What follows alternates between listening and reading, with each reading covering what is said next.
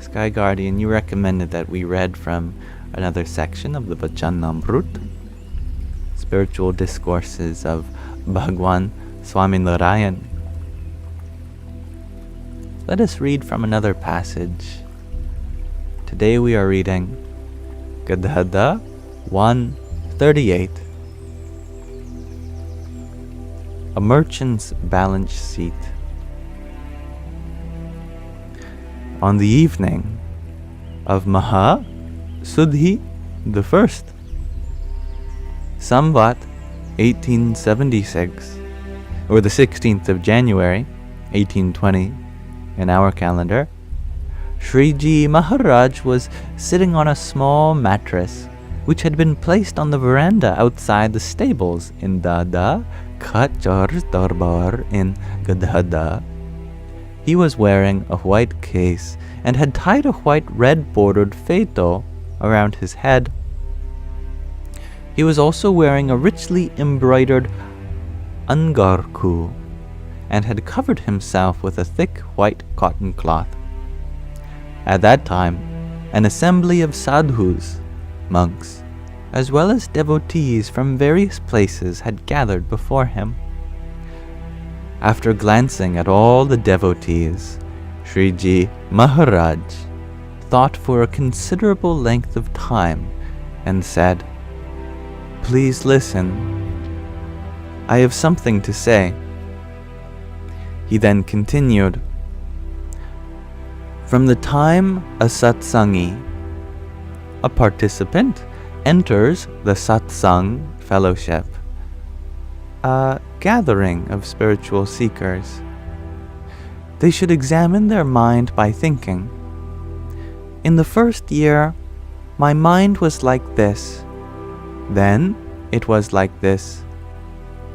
Previously, I had this much desire for understanding that source energy, God, and this much desire for the world.' In this manner, they should repeatedly reflect on this yearly total of desires and always strive to gradually, yet constantly, eradicate all worldly desires that remain in their mind. If, however, they do not introspect in this manner and allow those desires to accumulate, then how will they be overcome?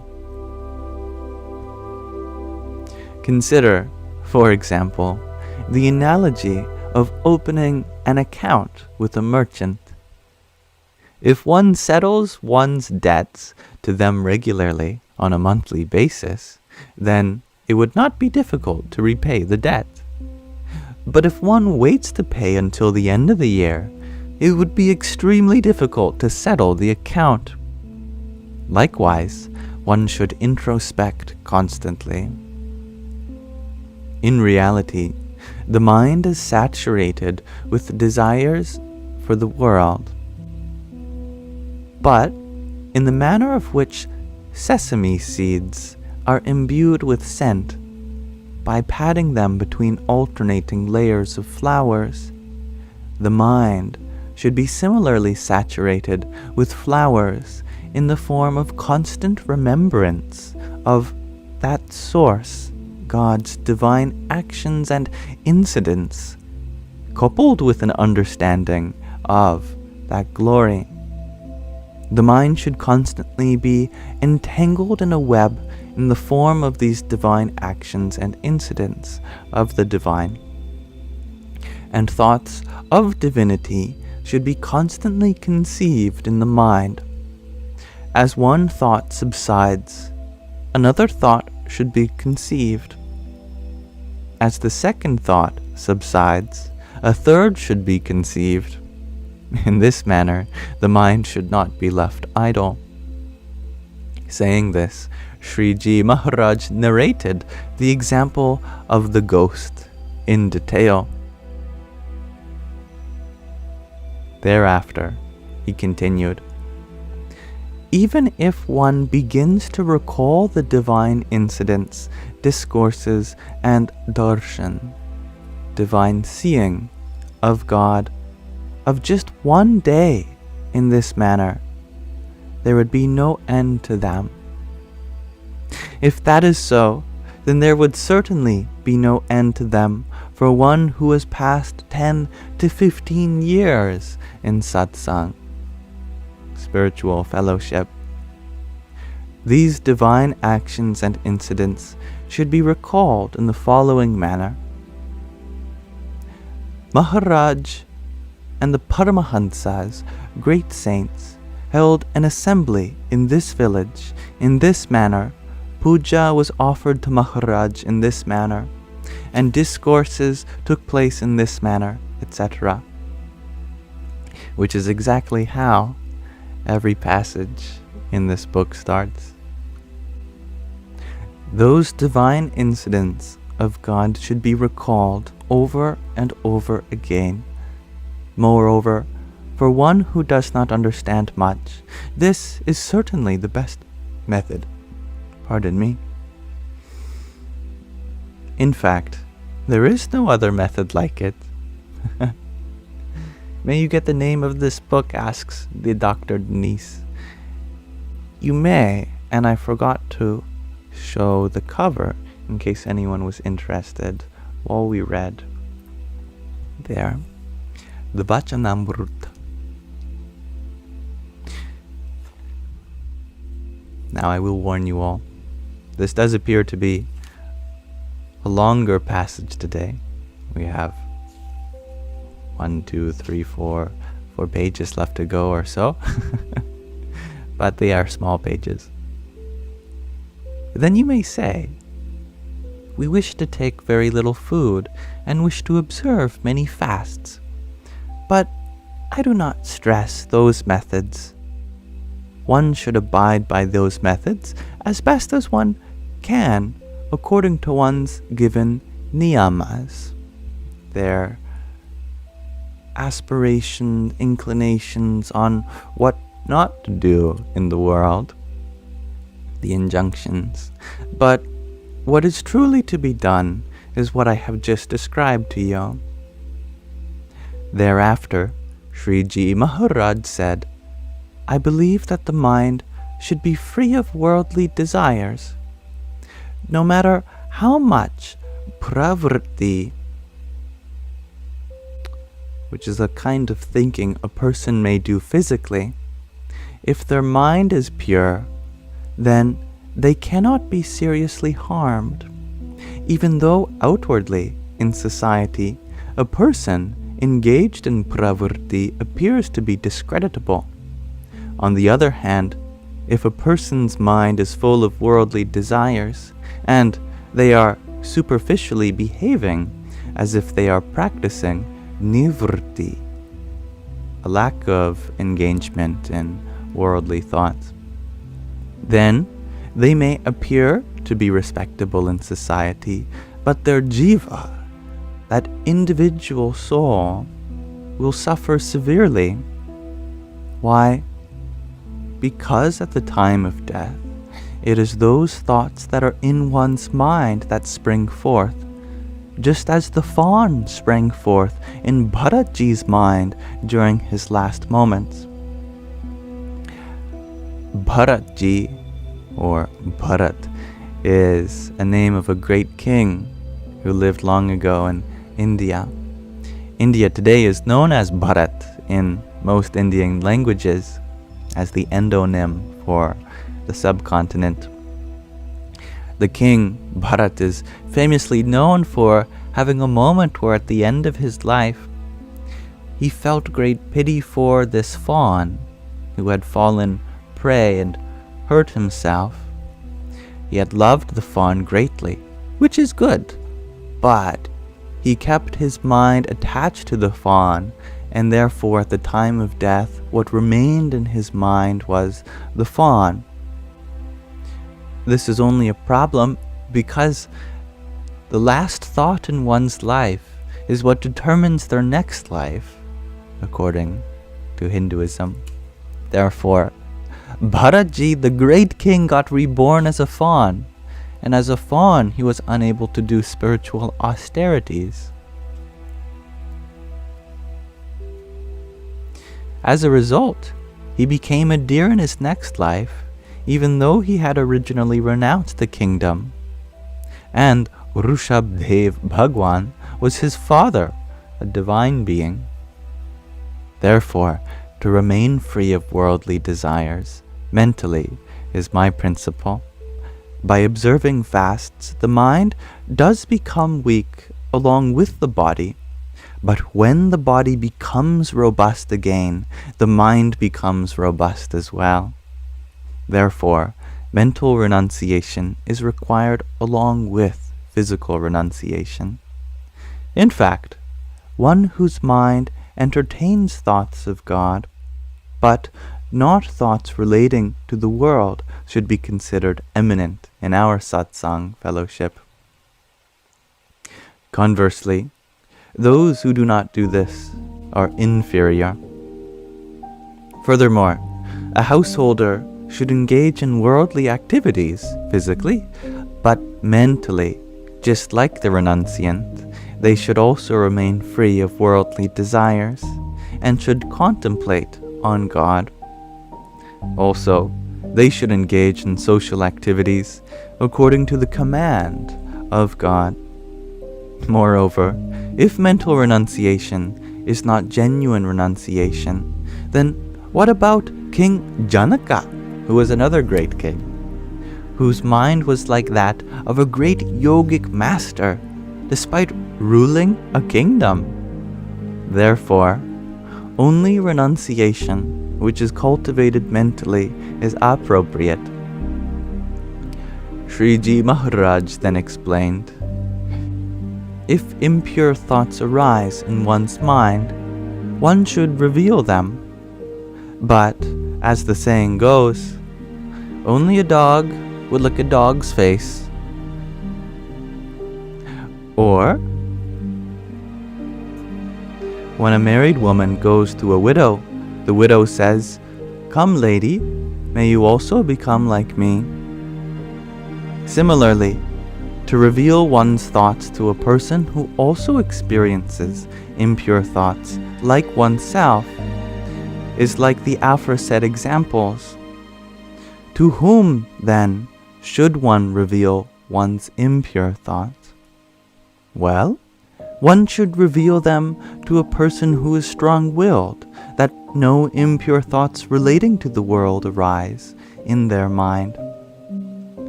However, there may be many who do not experience such thoughts, so out of those, one should reveal one's impure thoughts to a person who denounces those thoughts after listening to them, and who continues to denounce them in all of one's activities, i.e., while eating, drinking, sitting, standing, etc.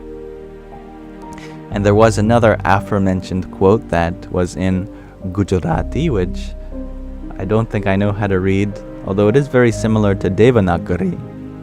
But in the footnote they give translation and transliteration. Sapne gher parono sap muk jatine valiyo ap. When a snake becomes a guest to another snake, as the host is also a snake and will have nothing to offer, the guest snake's reward will be nothing more than an opportunity to lick the host's face.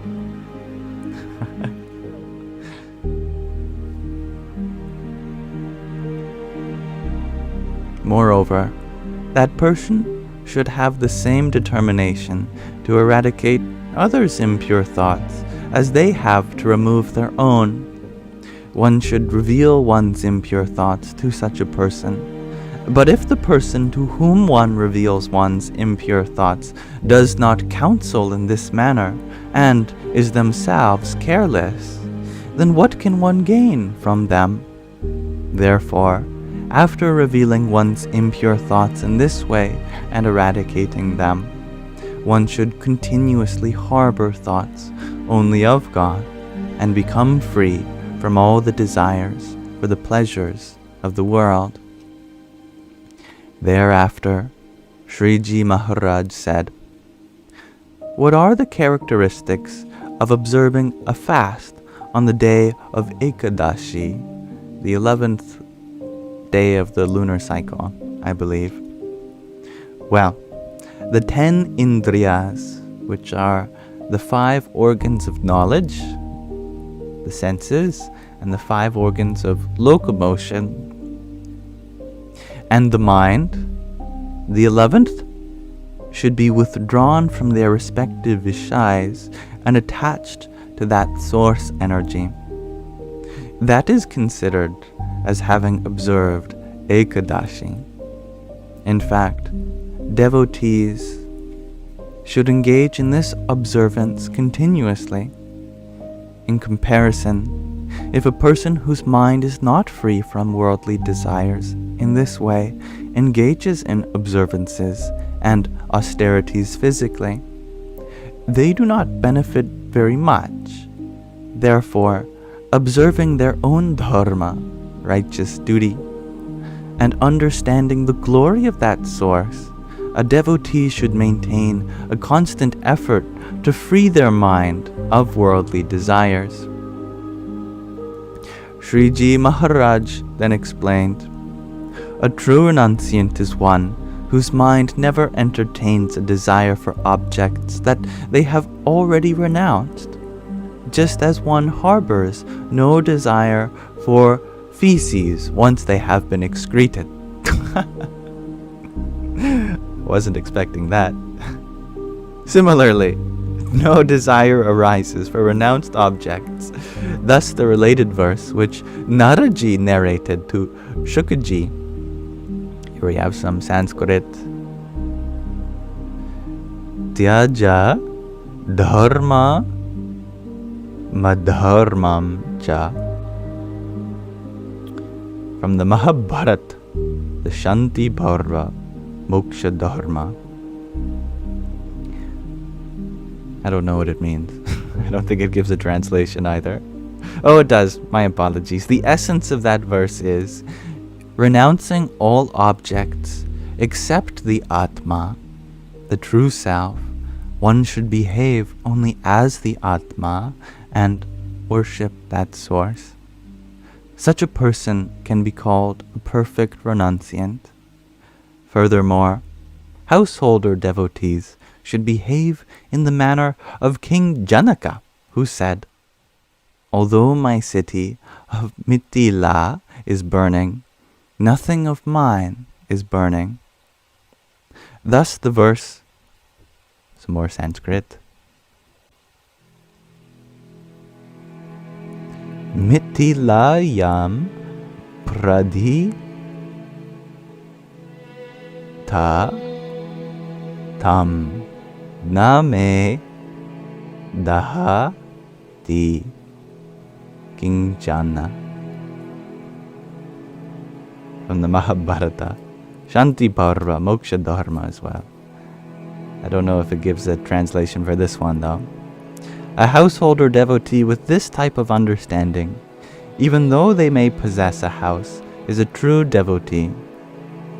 One who is not such a renunciant or such a householder is called a pseudo-devotee, whereas one who does behave as described above should be known as an ekantik bhakta, an absolute devotee.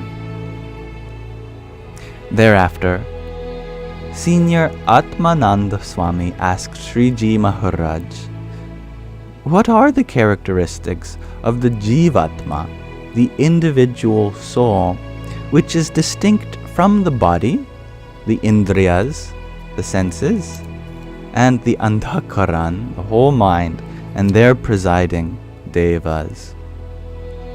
Sriji Maharaj replied, I shall answer that question in brief. The jiva is the speaker that elaborates on the nature of the body, the indriyas, etc., and explains their natures separately to the listener. That speaker also endorses the body, indriyas, etc. It is the knower and is distinct from all of the above. That is called the jiva. Also, the listener, which understands the forms of the body, indriyas, etc., as being distinct, which endorses them, which knows them, and which is distinct from them, is also known as the Jiva itself. This is the method of understanding the nature of the Jiva. Sriji Maharaj spoke in this manner.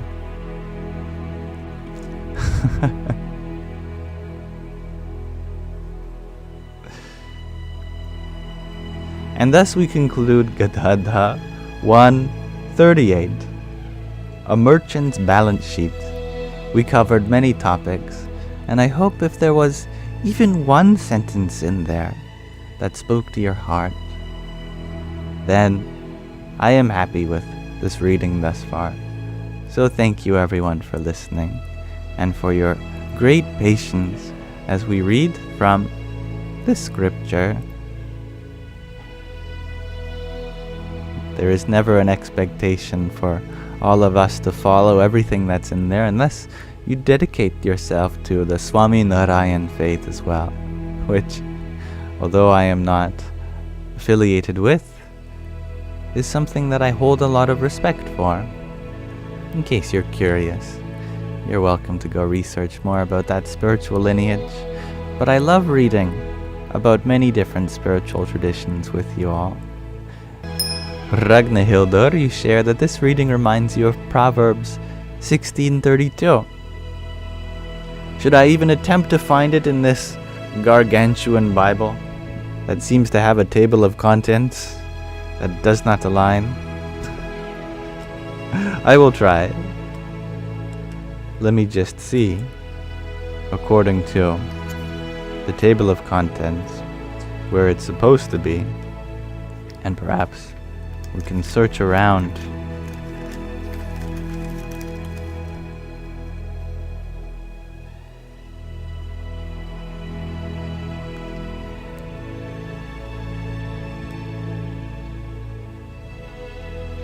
Supposed to be at 993. Let's see if it indeed is there. My goodness, there's like 2,000 pages in this one.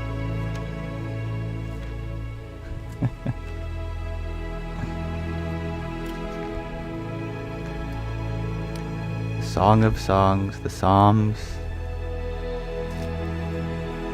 Proverbs, finally.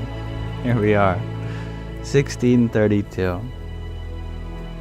Let's see.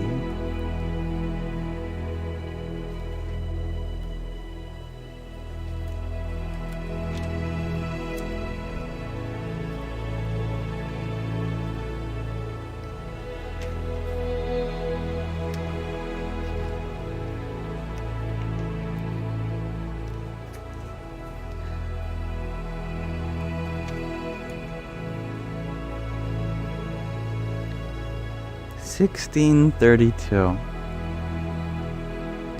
Better an equable man than a hero, a man master of himself than one who takes a city.